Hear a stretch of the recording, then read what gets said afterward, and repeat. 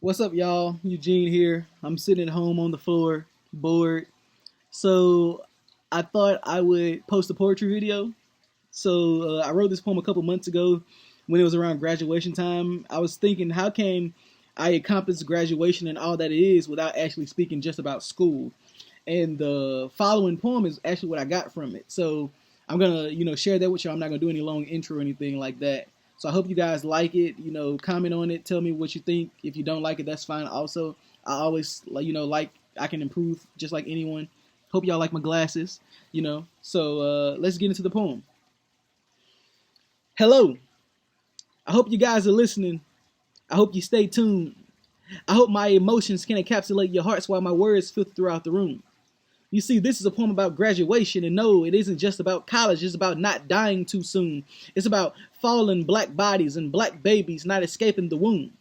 It's for the ones who dropped the vials in their streets and picked them up in their shoes, the ones who begged for religion, forgot God, and lost themselves in their pews. So, if you're still here, hope you listen to the facts of how we make it out the hood, a graduation for blacks. I prayed these words would soon find my heart, because honestly, I'm not sure when my time will end. You see, worry is the dark room where the negatives are developed. But my people, we would be crazy if we didn't worry because trouble is all we know.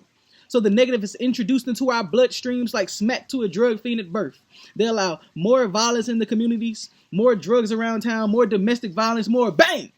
Another cop shot another brother down. You see, they desensitize us to our struggle as they get rich off of our talent and our culture. Yeah, pop the molly, I'm sweating. Woo! Pop the molly, I'm sweating. Woo! Yeah, it sounds nice until the drugs wear off and we realize we're the only ones getting messed over.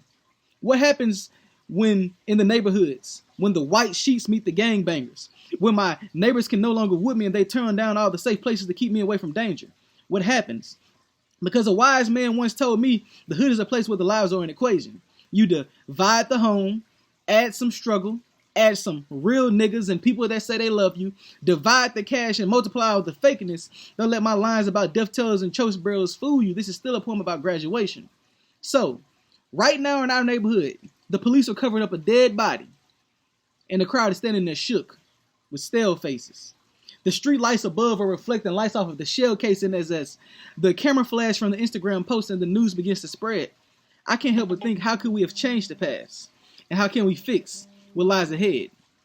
You see, it wasn't the clouds that blotted out the sky like ink. It was the despair that our feelings would bring. You see, I didn't have a birth, but I was sprouted from dirt, and yet I barely made it out because there was no one to water the seed. And yes, my mother loved me, and the man you see today is one she definitely raised, but my whole life I've been going back and forth from having freedom to being enslaved.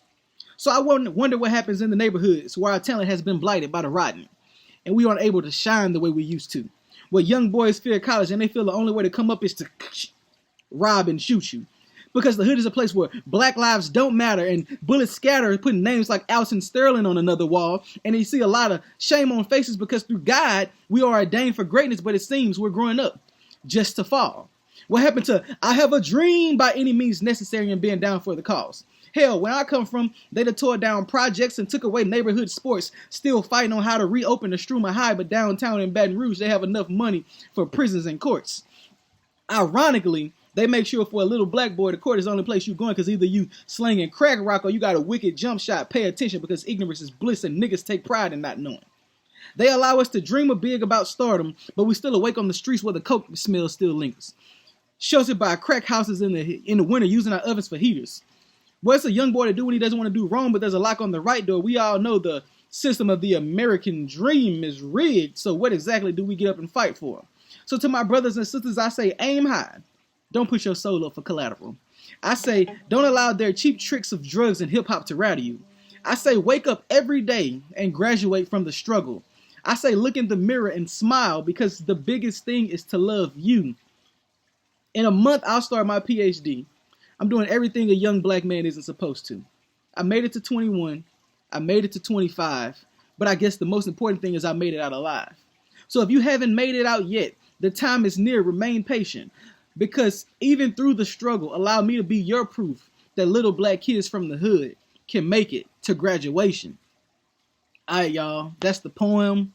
I hope you guys like it. I hope, even if you don't like it, I hope you say you don't like it so I'll know what I can fix.